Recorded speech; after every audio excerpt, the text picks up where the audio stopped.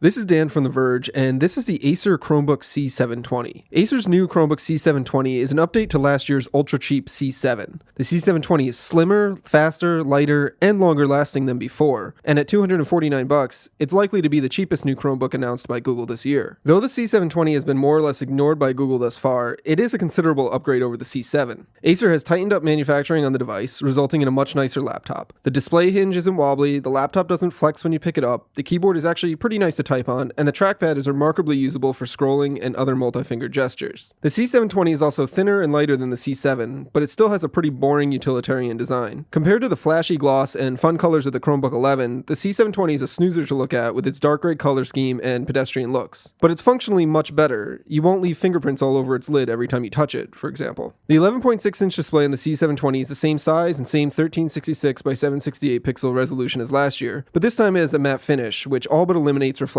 and glare. The screen is nowhere near as nice as the panel on the Chromebook 11. It's not as bright, doesn't have as amazing viewing angles, and doesn't have as deep blacks, but it's perfectly usable and acceptable for this level of laptop. You do lose some neat design features found on the HP. Speakers are on the bottom of the computer instead of built into the keyboard. They get loud, but they really don't sound all that great. You can't charge it using a micro USB charger, and there's no cool light-up strip to be found on the C720's lid. In exchange, you get a USB 3.0 port, a full HDMI out port, along with a USB 2.0 port, a full-size SD card reader, and a Kensington lock port. While the HP might be the fashionista of the Chromebook family, the C720 is the workhorse. The improvements to the C720's design and build quality are all welcome, but the biggest difference between it and the C7, and frankly, every other Chromebook, is found on the inside. The C7 is one of the first Chromebooks to hit the market with Intel's new processor, known as Haswell. This offers much better performance and usability, but more importantly provides dramatically improved battery life. The C720 is quoted at 8.5 hours of battery life by Acer and Google, nearly double that of the C7. In our tests, it really lives up to that claim.